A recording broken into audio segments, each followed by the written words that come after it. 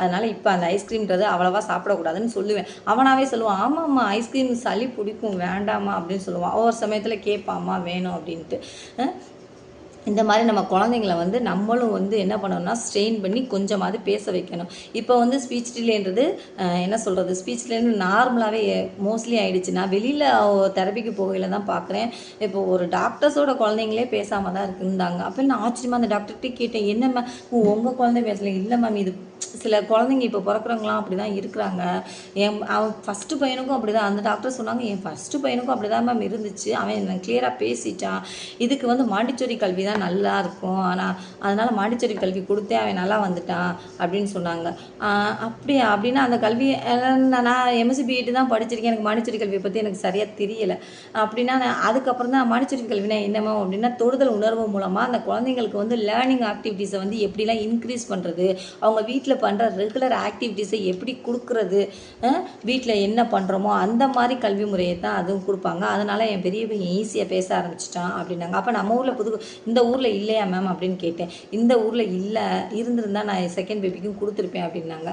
அப்போ இந்த ஊரில் இல்லாத அது எப்படிலாம் கொடுக்கணும் அப்படின்ட்டு நானும் சர்ச் பண்ணேன். ஒரே ஒரு ஸ்கூல் கேம்பிரிட்ஜ்ன்ற ஒரு ஸ்கூல் கிடச்சிச்சு.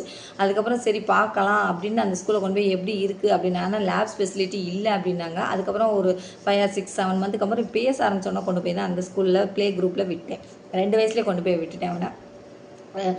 அதுக்கப்புறம் இந்த மாதிரிலாம் சொல்கிறாங்க. அப்போ நார்மலாக ஒரு இப்போ உள்ள காலகட்டத்தில் ஸ்பீச் டிலேன்றது நார்மல்னு சொல்கிறோம். ஆனால் இது ஆட்டிசத்தோட அறிகுறியோடய ஒன்றா இருக்கிறதுனால தான் இப்போ மோஸ்ட்லி பயப்பட வேண்டியதாக இருக்குது. நீங்கள் உங்கள் குழந்தைங்களுக்கு இந்த மாதிரி ப்ராப்ளம் வந்துச்சுன்னா உடனே எல்லாத்தையும் டாக்டர் கைடன்ஸை கேட்டு நீங்களும் இந்த மாதிரி சில ஃபாலோ பண்ணுங்கள். வீட்டில் நீங்கள் டாக்டர்ஸ் கைடன்ஸ் கேட்டு எது மெடிசின் கொடுத்தாங்கனோ எது பண்ணாங்கனோ அது அவங்க டாக்டர்ஸ்க்கு தெரியும். அவங்க பண்ணுற வழிமுறையை வந்து ஸ்பீச் தெரப்பிக்கிட்டே கொண்டு போய் அவங்களே சொல்லிடுவாங்க. டாக்டரே சொல்லுவாங்க உங்களுக்கு தேவையில்லை அப்படின்றத தெளிவாக விளக்கிடுவாங்க. மோஸ்ட்லி சில விஷயங்கள் வந்து இது 5 வயசு வரைக்கும் இதை டீக்ளேர் பண்ணக்கூடாது அப்படின்றது சொல்கிறாங்க. எனக்கு தெரியல 5 வயசு, ஏன்னா 5 வயசு வரைக்கும் குழந்தைங்க பெரும்பாலான குழந்தைகள் இப்படி தான் இருப்பாங்க. 5 வயசுக்கு மேலே தான் நல்லாவே அவங்களுடைய டெவலப்மெண்ட் தெரியும். அதனால 5 வயசு வரைக்கும் இந்த குழந்தைங்களுக்கு ஆட்டிசம் இருக்கக்கூடாது அப்படின்றத சொல்லக்கூடாது அப்படின்னு டாக்டர் என்னையவே நிறையா திட்டினாங்க. சைக்காட்டிஸ்ட்லாம் போனேன். நான் திருச்சியில் சைக்காட்டிஸ்ட்லாம் போய் பார்த்தேன். 1 ஹவருக்கு என்ன இவன் ஒரு 15 மினிட்ஸ் இவனை வாட்ச் பண்ணாங்க. அதுக்கு வந்து 2500. இந்த 15 நிமிஷம் குழந்தைய மட்டும் அந்த டாக்டர்ஸ்ட்டை சைக்காட்டிஸ்ட்டை விட்டுட்டு நாங்கள் வெளியில் வந்துட்டோம் பேரண்ட்டு. அதுக்கப்புறம் அந்த குழந்தைங்கள நோட் பண்ணிவிட்டு அவங்க கூப்பிட்டு சொன்னாங்க. என்கிட்ட ஒன்று சொன்னாங்க. அதுக்கப்புறம் என்னையே வெளியில் போக சொல்லிவிட்டு என் ஹஸ்பண்ட் கிட்ட சொன்னாங்க, உங்கள் ஒய்ஃபை தான் சைக்காட்டிஸ்ட்டை காமிக்கணும், ஏன்னா இவங்களுக்கு தான் நிறைய ப்ராப்ளம் இருக்கும். 2 வயசு குழந்தை பேசுமா பேசாதா, இப்போ தான் 1.25 வயசு முடிஞ்சிருக்கு. இந்த குழந்தைக்கு போய் சைக்காட்டிஸ்ட்டு கூட்டிகிட்டு வர்றாங்க, அது பண்ணுறாங்க இது பண்ணுறாங்க. இந்த ஸ்பீச்சை பற்றி நீங்கள் கவலைப்படாதீங்க, இவன் வந்து கொஞ்சம் ஹைப்பராக இருக்கிறான், அவ்வளோதான். எந்த ஒர்க்கையும் ஃபாஸ்ட்டாக பண்ணுறான். அதுக்கு நீங்கள் வந்து அதுக்கு தகுந்து குழந்தைங்களுக்கு ஆக்டிவிட்டி கொடுங்க, யூஸ்ஃபுல்லாக பண்ணுங்கள். அதுக்கு அவனுடைய எனர்ஜியை வந்து டவுன் பண்ணணும். டவுன் பண்ணால் தான் இந்த ஹைப்பர் ஆக்டிவிட்டி குறையும் அப்படின்னு சொன்னாங்க. அப்போ நீங்கள் உங்கள் டெய்லி வந்து அவனுக்கு வந்து நிறைய ஆக்டிவிட்டி, ஸ்போர்ட்ஸ் ஆக்டிவிட்டியை கொடுங்க. 2 வயசு 1.5 வயசு குழந்தைங்க என்ன ஸ்போர்ட்ஸ் ஆக்டிவிட்டி நான் கொடுக்க முடியும் சொல்லுங்கள்? இல்லை ஸ்போர்ட்ஸ் கிளாஸில் சேர்த்து விட முடியுமா? எதுவுமே முடியாது. அப்போ அவனுடைய வந்து எனர்ஜியை டவுன் பண்ணணும் அப்படின்னா அவனை கிரவுண்டில் கொண்டு போய் விடணும் அப்படின்னாங்க. ஒரு நாள் போனேன், 2 நாள் போனேன். அதுக்கப்புறம் என்ன சொல்கிறது, நார்மலாக நம்ம எல்லார் வீட்லேயும் இருக்கிற மாதிரி தானே லேடிஸ் ப்ராப்ளம் வரும். அவங்களுக்கு முடியாது, உடம்பு வலிக்கும், வீட்டில் வேலை இருக்குது, பெரிய பையன் இருக்கான், டெய்லி ஸ்கூலுக்கு அவனை மார்னிங் அனுப்பணும். Morning to evening, morning and evening வந்து daily morning 1 hour evening 1 hour கொண்டு போய் விட சொன்னாங்க. என்னால் விட முடியல, கண்டினியூஸாக விட முடியல. நான் வீட்டிலே தான் கொடுத்தேன். நிறைய ஆக்டிவிட்டி வாங்கி கொடுத்தேன்.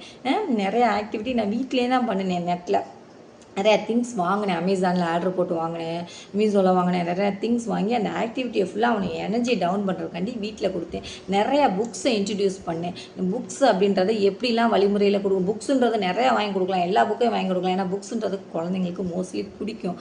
ஏன் அப்படின்னா அந்த குழந்தைங்க வந்து அதில் கலர்ஃபுல்லாக இருக்கும், படங்கள்லாம் இருக்கும். அதனால் ஒரு நாள் பார்க்குங்க. ஆனால் இவன் வந்து என்ன பண்ணான்னா ஒரு புக்கை ஒரு நாள் தான் பார்ப்பான், அதுக்கு மேலே அந்த புக்கை பார்க்கவே மாட்டான். டெய்லி புக்கு வாங்கி கொடுப்பேன். ஒரு புக்கை ஒரு நாள் பார்ப்பான், ஆனால் பார்க்காம இருக்க மாட்டான். அந்த புக்கை பரட்டி பார்ப்பான், அவனுக்கு என்னென்ன பிடிச்சிருக்கோ அதையெல்லாம் பார்ப்பான். பார்த்துட்டு அந்த புக்கை கிழிச்சு போட்டுருவான், கிழிச்சு போட்டுட்டு போயிடுவான். அவ்வளோதான். அப்போ நான் என்ன சொல்லுவேன்னா, புக்கு டெய்லி ஒன்று இன்ட்ரடியூஸ் பண்ணாலும் அந்த படத்தை அவன் பார்க்குறான்ல, கிழிச்சு போட்டாலும் அந்த படத்தை பார்க்குறான்ல, பணம் போனாலும் புள்ள பேச ஆரம்பிச்சிரும்ல, பேசாமல் நல்லா லைஃப் லாங் வச்சுருந்து என்ன பண்ண போகிறோம் நம்ம சொல்லுங்கள் பார்ப்போம். செலவு பண்ணுவோம், புக்ஸ் தானே வாங்கி கொடுக்குறோம், கிழிச்சிட்டு போகிறான். ஏன்னா அதுவும் அதுவும் டேர் பண்ணணுமா அந்த குழந்தைங்க. இதுவே ஒரு ஆக்டிவிட்டியாக இருக்குது குழந்தைங்களுக்கு, டேர் பண்ணணும் கிழிக்கணும் அப்படின்றது ஒரு ஆக்டிவிட்டியாக இருந்துச்சு குழந்தைங்களுக்கு. ஏன்னா அதெல்லாம் ஒட்டி எல்லாம் பண்ணினேன், அது ஒரு ஆக்டிவிட்டி. அப்போ கிழிக்கிறதும் நல்லது தான் குழந்தைங்களுக்கு. அவனுடைய வாழ்க்கையை அவனை இயல்பாக வாழ விடு. வீடு புது வீடு செவரெல்லாம் கிறுக்குனேன் என் பையன் ஹஸ்பண்ட் திட்டினாங்க. என்ன நான் திட்டினேன், வீட்டை போய் புது வீட்டை இப்படி நாஸ்தி பண்ணுறியேடா அப்படின்னு திட்டி பறிச்சேன். அது ஹஸ்பண்ட் சொன்னாங்க அதெல்லாம் பெயிண்ட் பண்ணிக்கலாம், ஒன்றும் பிரச்சனை இல்லை, அவன் இஷ்டத்துக்கு விட்டுரு, அவன் கிறுக்கட்டும் அப்படின்ட்டு வீடெல்லாம் கிறுக்க விட்டான். எல்லாத்துலேயுமே கிறுக்கல் தான், அவனுடைய கிறுக்கல் தான் இருக்கும் வீடு ஃபுல்லாக. பென்சில் ஆனால் வந்து அந்த வயசில் பென்சில் பேனா பிடிக்கிறது வந்து குழந்தைங்க 1.5 வயசு 1.25 வயசில் பென்சில் பிடிப்பான், அழகாக பிடிப்பான், அழகாக என்ன செய்வான், அழகாக கோடெல்லாம் போடுவான். எனக்கு ஆச்சரியமாக இருக்கும். ஏன்னா அது அவங்க அண்ணனை பார்த்து வந்தது. அப்போ நம்ம என்ன சொல்கிறோம், நம்ம என்ன பண்ணுறோமோ அதை பார்த்து கவனிச்சாதான் அந்த குழந்தைங்களுக்கு அது வரும் அப்படின்றத நான் உணர்ந்தேன். அப்போ பென்சில் பேனா புக்ஸ் அப்படின்றத அவன் அவங்க அண்ணன் குழந்தையிலேருந்தே அதை அவன் படிச்சுக்கிட்டே இருந்ததுனால அதை பார்த்து அவனுக்கு அதில் மோஸ்ட்லி இன்ட்ரெஸ்ட் வந்துச்சு. அதனால் அது பென்சில் பேனாலாம் அவனுக்கு ஈஸியாக இருந்துச்சு. அப்போ புக்ஸ் வந்து இன்ட்ரடியூஸ் பண்ணையில் ஸ்டோரி புக்ஸு நிறைய கலர்ஃபுல்லான ஐட்டம்ஸ் உள்ள புக்ஸை வந்து குழந்தைங்களுக்கு இன்ட்ரடியூஸ் பண்ணேன். அப்படி இன்ட்ரடியூஸ் பண்ணையில் தான் அவங்களுக்கு ரொம்ப பிடிக்கும். இப்போ யானை இருக்குன்னா அந்த யானை என்ன பண்ணுது அப்படின்றத பார்த்தேன், பாட்டாக பாடினேன். யானை வருது அப்படின்னா ஒரு ரைம்ஸ் இருக்கிற புக்கையும் வாங்கி வச்சுக்கிருவேன், ஸ்டோரி உள்ள புக்கையும் வாங்கி வச்சுருவேன். யானையோட ஆக்டிவிட்டி என்ன, இப்போ குதிரைனா குதிரையோட ஆக்டிவிட்டி என்னெல்லாம் பண்ணும் குதிரை, அந்த மாதிரி உள்ள ஸ்டோரி புக்கை நான் கலெக்ட் பண்ண ஆரம்பித்தேன். இப்போ ஒரு குதிரைனா குட்டி இருக்குது, அம்மா இருக்குது, அப்பா இருக்குது, அந்த மாதிரி இது நான் அப்படி தான் எக்ஸ்பிளைன் பண்ணுவேன். அந்த கதையில் என்ன இருக்கோ அதை நான் சொல்ல மாட்டேன். எனக்கு என்ன தோணுதோ என் குழந்தை என்கிட்ட எப்படி பேசணும் அப்படின்னு நினச்சி. இப்போ ஒரு வீட்டிலனா அம்மா அப்பா அண்ணா, இவனுக்கு அண்ணா இருக்கான் அதனால் அண்ணா இருக்கான், அப்போ நம்ம வீட்டில் அம்மா அப்பா அண்ணன் இருக்கான், அப்போ நம்ம இருக்கோம் அப்படின்ற மாதிரி ஸ்டோரியை நானாக க்ரியேட் பண்ணி நானாக சொல்லுவேன். இதுதான் அம்மா குதிரை, இதுதான் அப்பா குதிரை, இது பாப்பா குதிரை, பாப்பானா அவன் பாப்பா குதிரை அப்படின்னு சொல்லிட்டு அப்படி தான் நான் ஸ்டோரியை தொடங்குவேன். அவன் கவனிக்காதவன் உட்கார ஆரம்பித்தான். அவனுக்குன்னு செப்பரேட்டாக என்ன சொல்கிறது ஸ்டூல் வாங்கினேன். ஸ்டூல் வாங்கி அதை லாக் பண்ணுற மாதிரி பண்ணேன். லாக் பண்ணுற மாதிரி உட்கார வச்சேன். உட்கார மாட்டேன், ஏன்னா 5 நிமிஷத்துக்கு மேலே ஒரு இடத்துல பொதுவாகவே 2 வயசு குழந்தைங்களாம் உட்காராது. 1.5 வயசு 2 வயசு 3 வயசு 4 வயசு ஆகும் ஒரு இடத்துல உட்காந்து அதுக்கு கவனம் வர்றதுக்கு அப்படின்றாங்க. ஆனால் நான் உட்கார வச்சேன். அந்த சேர் வாங்கி லாக் பண்ணி பிடிச்சிக்கிட்டு உட்கார வச்சேன். அவங்க ஸ்பீச் கிளாஸில் எனக்கு சொல்லிக் கொடுத்தாங்க ட்ரைனிங்கை. அது மாதிரி உட்கார வச்சு அந்த புக்ஸை காமிச்சு நானாக ஸ்டோரி க்ரியேட் பண்ணி சொன்னேன் அவனுக்கு. அது அவனுக்கு ரொம்ப புரியுதோ புரியலன்னு. அப்போ அவன் என்ன நினச்சான் அப்படின்னா, அப்போ எல்லாருக்குமே அம்மா அப்பா இருப்பாங்க, அக்கா தங்கச்சி அண்ணன் எல்லாருமே இருப்பாங்கன்றதை அவன் ஐடென்டிஃபை பண்ண ஆரம்பித்தான். அப்போ ஃபோட்டோஸ் நிறையா காமிச்சு அதுலேயே சொல்லுவேன், இது யானையோட அக்கா, இது யானையோட தங்கச்சி, யானையோட தம்பி, இந்த மாதிரி அப்படிலாம் சொல்ல அவனுக்கு புரிய ஆரம்பிச்சிச்சு. அதுக்கப்புறம் என்னதுன்னா, நிறையா திங்ஸை வந்து நான் நெட்டில் போட்டதில் வந்து இந்த திங்ஸை நம்ம எதுக்கு இதெல்லாம் போட்டோம், இதை வச்சு என்ன சொல்ல முடியும் அப்படின்றத யோசிச்சோம். மோஸ்ட்லி இந்த ரிங்கெலாம் நான் பெரிய பையனுக்கு யூஸ் பண்ணது தான். ரிங்கெலாம் கலர் ரிங் இருக்கும், அந்த ரிங்கை போட்டு குழந்தைங்கள்ட்ட கொடுத்து. ஆனால் அவனுக்கு கொடுத்தது வந்து ஒரு ரிங் ஸ்டாண்டை வாங்கி கொடுத்து அந்த இடத்துல அவன்கிட்ட கொடுத்தோம்னா அவன் என்ன பண்ணுவான், ரிங் ஃபுல்லாக கழட்டி போட்டு அந்த திரும்ப மாட்டுவான். அப்போ ஒரு ரிங்கை வந்து அப்படி தான் நான் பார்த்துருக்கேன். அப்போ இவனுக்கு வந்து டிஃப்ரெண்ட் ஆக்டிவிட்டி நான் கொடுக்க ஆரம்பித்தேன். ஏன்னா ஸ்பீச் கிளாஸில் வந்து அவங்க வந்து அந்த தெரப்பியில் வந்து எப்படி போட்டாங்க அப்படின்றத நெட்டில் பார்த்தேன். ஏன்னா அவங்க உள்ளே விட மாட்டாங்க, நம்ம என்ன பண்ணுறோன்னு தெரியாது, 2 பக்கம் டோரை க்ளோஸ் பண்ணுறது, அதை நெட்டில் பார்த்து எடுத்தேன். அப்போ இந்த ரிங்கை வந்து இப்படிலாம் பயன்படுத்தலாமா, ரிங் ஸ்டாண்ட் இருக்குது, அந்த ரிங் ஸ்டாண்டில் வந்து ஸ்டாண்டை ஒரு இடத்துல வச்சுட்டு அந்த ரிங்கை ஃபுல்லாக எடுத்துகிட்டு ஒரு இடத்துல வச்சிடுறாங்க. ரிங்கை ஃபுல்லாக எடுத்து ஒரு இடத்துல வச்சுட்டு அந்த ரிங்கை என்ன பண்ணுறாங்கன்னா, அந்த ரிங்கை வந்து ஒரு இடத்துல ஃபுல்லாக வச்சுட்டு குழந்தைங்கள போக விடுறாங்க. இங்கேருந்து போகணும், அங்கேருந்து போகணும், ஒரு ரிங்கை எடுக்க விடுறாங்க. ரிங்கை எடுத்து அந்த ரிங் ஸ்டாண்டில் போட வைக்கிறாங்க. ரிங்கு எப்படி இருக்குது பார்த்தீங்கன்னா, இந்த பாருங்க, இப்போ இந்த ரிங்கு இருக்குது அப்படின்னா இந்த ரிங்கை ஃபுல்லாக எடுத்துடுறாங்க. இங்கே பாருங்கள், இந்த ரிங்கை ஃபுல்லாக எடுத்துகிட்டு ஒரு இடத்துல வச்சுருந்தாங்க. ரிங் ஸ்டாண்டை ஒரு இடத்துல வச்சுருந்தாங்க. ரிங் ஸ்டாண்டு இருக்குது பார்த்தீங்களா, இந்த இடத்துல ரிங் ஸ்டாண்டை ஒரு இடத்துல இங்கே வச்சுருந்தாங்க. ரிங்கை ஃபுல்லாக வந்து இங்கே ரிங் ஸ்டாண்ட் இருக்குன்னா ரிங்கை ஃபுல்லாக ஒரு இடத்துல வச்சு குழந்தைங்கள போய் எடுத்துகிட்டு வர சொல்கிறாங்க. ரிங்கை எடுத்துகிட்டு வந்து ஒன்று போட சொல்கிறாங்க.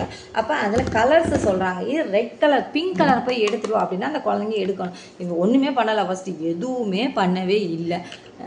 ரிங்கை ஒன்றா எடுத்து நம்ம கையை பிடிச்சி இழுத்து கொண்டு போய் ஒன்றா போட வச்சேன். ஒன்று அப்படின்ட்டு கையை பிடிச்சி ஓடி எடுத்து போட வச்சேன். அப்போ தான் அவனுக்கு அந்த போடு மற்றது தெரியுதோ தெரியலையோ இல்லை, அந்த எடுக்கிறது போடுறது அதில் பண்ணுறது இதில் பண்ணுறது இந்த மாதிரி சில விஷயங்கள் வந்து அவனுக்கு ஈஸியாக புரிய ஆரம்பிச்சிச்சு. எடுக்க தெரியுது, எடுன்றது தெரியுது. அப்போ எடுன்னா இந்த ஒரு பொருளை எடுத்துகிட்டு வா அப்படின்னு சொல்லல, அந்த பொருளை போய் அம்மா எடுத்துகிட்டு வர சொல்கிறாங்க அப்படின்றது அவனுக்கு தெரிஞ்சிச்சு. போடு அப்படின்னா இதில் வைக்க சொல்கிறாங்க அப்படின்றது அவனுக்கு தெரிஞ்சிச்சு. அப்போ அந்த லாங்குவேஜ் அதெல்லாம் வந்துருச்சு. இதில் இதுலேருந்து பேசுமான்றதை நான் நம்பவே இல்லை. அதுக்கப்புறம் தான் தெரியுது அம்மா இதை எடுக்கணுன்றது அவனுக்கு தெரியுது. அதுக்கப்புறம் பேசுதான் நம்ம ரொம்ப நாள் ஆச்சு. ஆனால் பேசுறது வந்து நம்ம சொல்லலாம் ஈஸியாக அப்படின்றது. அது ரொம்ப டைமிங் வந்துச்சு.